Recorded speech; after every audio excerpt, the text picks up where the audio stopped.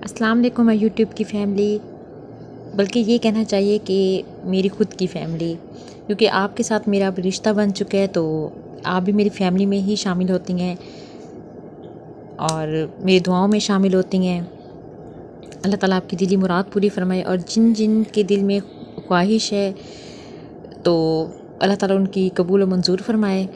بعض اوقات ہماری دعائیں ہمارے حق میں اس ٹائم نہیں قبول ہوتی ہیں، لیکن ہم لوگ اتنی زیادہ بے صبری کر دیتے ہیں کہ ہم یہ کہتے ہیں کہ ہم بس جلد سے ہماری یہ دعا قبول ہو جائے،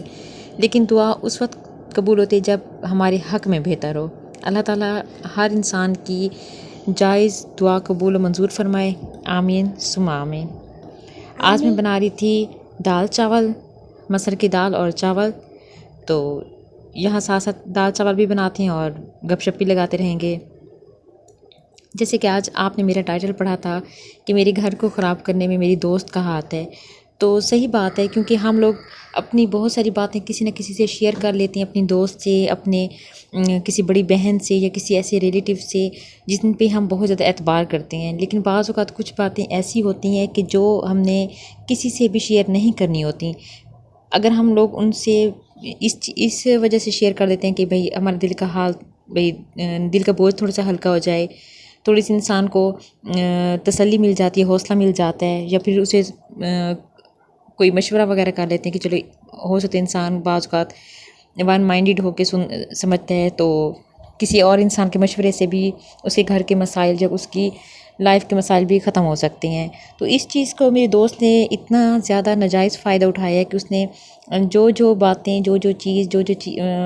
واقعات میں نے اس سے شیئر کیے تھے، تو اس نے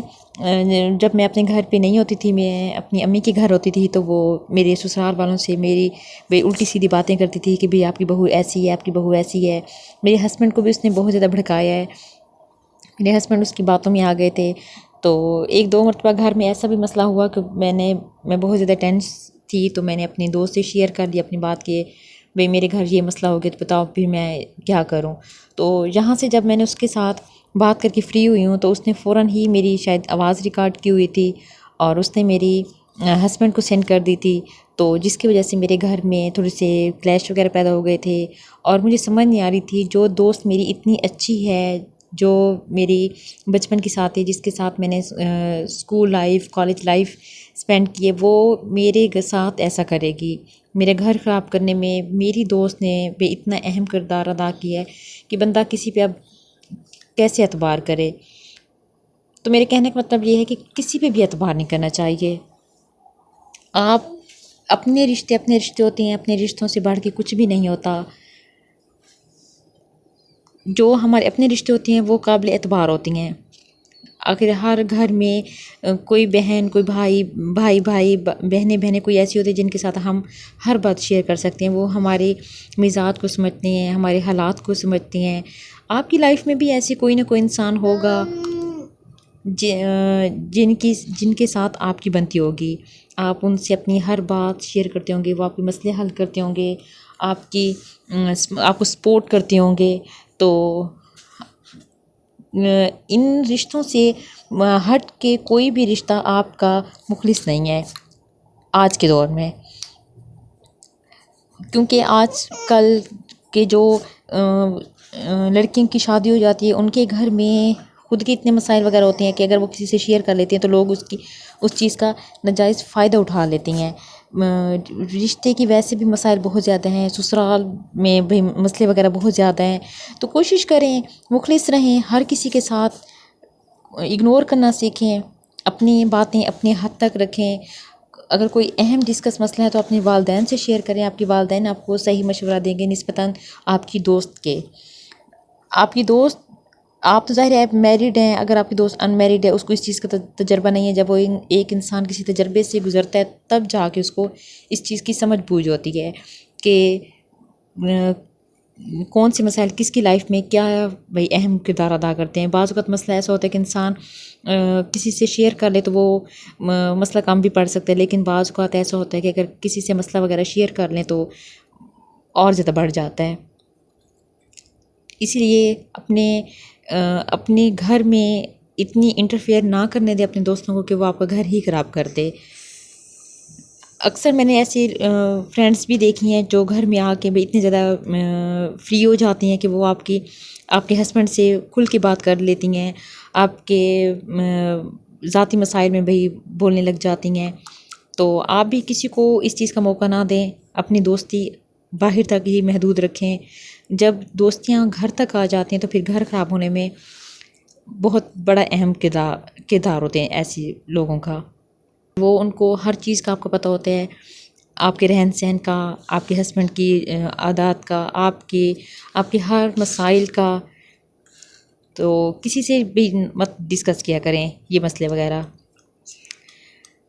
اکثر ایسے لوگ بھی میں نے دیکھے ہیں اپنی لائف میں، اپنے ارد گرد والی سائڈ پہ کہ نا کچھ فرینڈس ایسی بھی ہوتی ہیں کہ اگر ان کا رشتہ نہیں ہو رہی یا وہ اپنے گھر میں خوش نہیں ہیں تو وہ آپ کے ساتھ اپنی لائف کمپیئر کرنے لگ جاتی ہیں۔ آپ اپنی کوشش کیا کریں خوشی کم سے کم کسی لوگوں سے شیئر کیا کریں، کیونکہ ماشاء اللہ کہنے والے لوگ بہت زیادہ کم ہوتے ہیں اور وہ آپ کی خوشیوں کو نظر لگا دیتی ہیں۔ تو آپ اپنے رشتوں سے بڑھ کے کسی پہ بھی اعتبار نہ کریں اور اپنی خوشی اپنے ہی رشتہ داروں سے، اپنی ہی فیملی سے شیئر کیا کریں، تاکہ ماشاء اللہ کہیں اور آپ کی فیملی کو، آپ کی خوشیوں کو کسی قسم کی نظر نہ لگے۔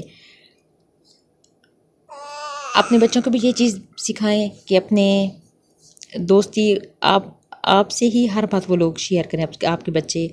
آپ کے ہسبینڈ کو اس چیز کی عادت ڈالیں کہ وہ ہر بات آپ لوگوں سے شیئر کرے۔ آپ ہی ان کی فیملی ہیں، آپ ہی ان کے ساتھ رہنے والے ہیں، آپ ہی ان کے دکھ سکھ میں برابر کے شریک ہیں۔ تو اس چیز کا حق بھی وہ لوگ آپ کو ہی دیں کہ